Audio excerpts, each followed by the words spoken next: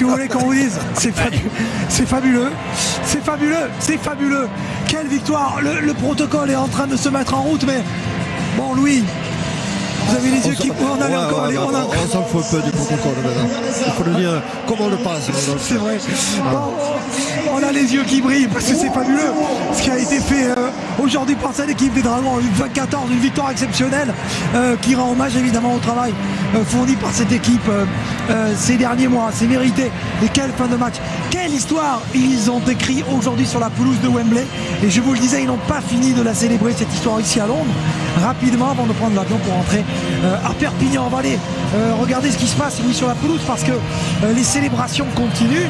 Louis Tierney et Benjamin Julien qui a fait un match exceptionnel. Benjamin Julien, on est en train de faire monter les vaincus qui vont aller récupérer la médaille du vaincu, et les vainqueurs bien sûr qui vont aller récupérer cette Challenge Cup. C'est un truc incroyable. C'est un truc incroyable. Et ce qui est génial aussi, c'est que Tony Gigot va recevoir le fameux Lance Todd Trophy, qui est le trophée du meilleur joueur de la finale. Il va rentrer dans une confrérie extrêmement fermée de joueurs de légende, Tony Gigot, et il le mérite bien. Oui, les vaincus, ce sont eux. Il y a 11 ans, les Dragons avaient pris ce chemin. Ils étaient montés les premiers et nous étions restés sur cette fin. Nous avons nourri, il est vrai, pendant des années, une forme de rancœur à l'idée de se dire qu'on ne reviendrait plus et de se dire que c'était cruel. Mais là, aujourd'hui, tout change, Louis. Tout change. Parce que le ciel vient de s'ouvrir et les Dragons remportent donc leur premier titre avec cette finale de Challenge Cup. David Mead, à qui j'ai dit un petit mot tout à l'heure pour lui porter chance, doit être assez content. Il est content parce que d'abord il découvre une compétition qu'il ne connaissait pas, la forme de la compétition, et puis jouer à Wembley et gagner la Cup, c'est quand même quelque chose d'extraordinaire. Alors ces marches qui sont longues à monter pour l'équipe qui a perdu et qui vont être facilement avalées par l'équipe qui a gagné, en l'occurrence les Dragons catalans, qui réalisent un exploit à caractère historique. Ouais, Ralph Rimmer, Brent Barwick, les hommes forts de la Rugby Football League, de la Fédération anglaise de rugby à 13, qui félicitent les joueurs de Warrington. Et on ne sait pas si c'est un crève-cœur, Louis. On ne sait pas si c'est un crève-cœur, mais tout l'establishment du rugby à 13 anglais va devoir donner le trophée à une équipe française. Et le trophée va quitter l'Angleterre ce soir. C'est la première fois que le trophée va quitter l'Angleterre pour de bon. Christophe Toupret, Bernard Gouache, qui félicite cette équipe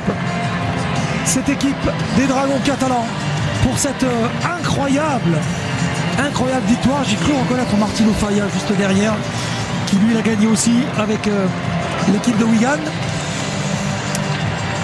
Regardez ici des poignées de main. Félicitations de Bernard Gouache à Ben Westwood, qui apprécie les efforts fournis par cette équipe de Warrington en connaisseur.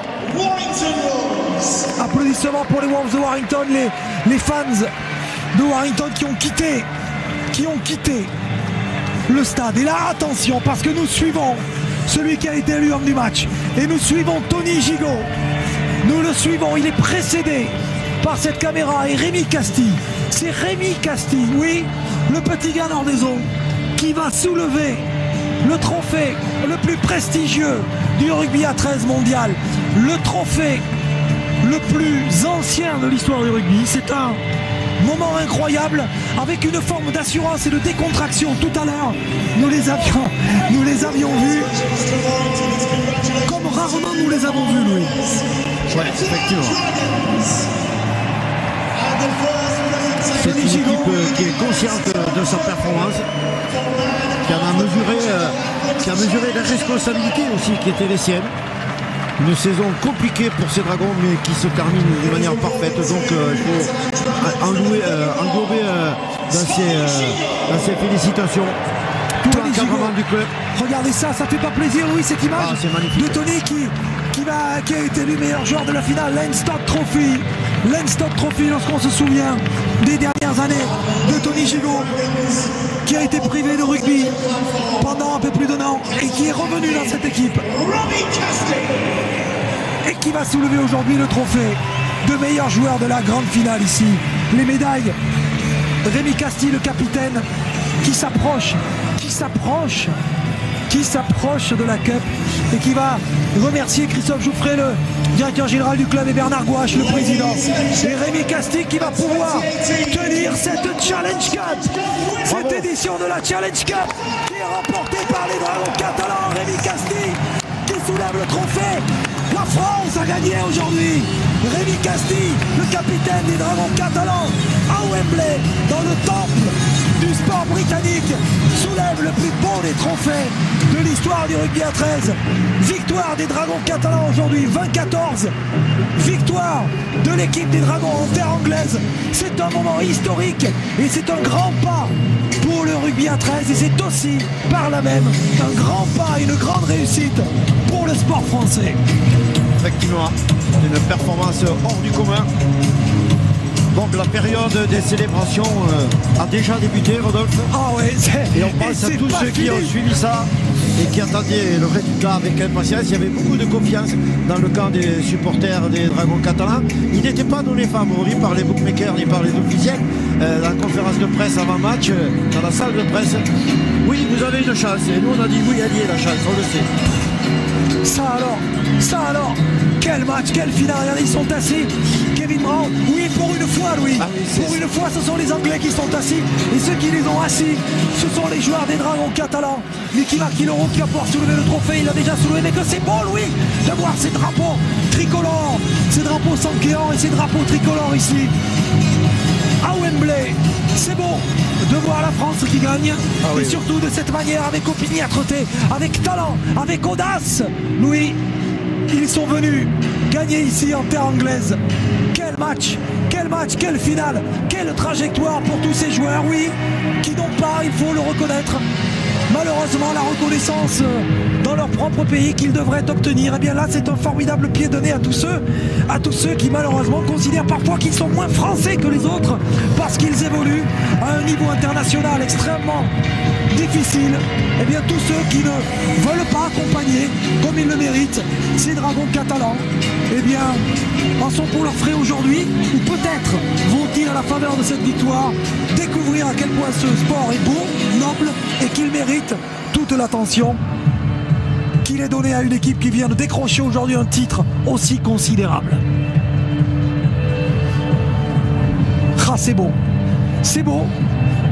c'est incroyable parce que la célébration commence ici, Louis.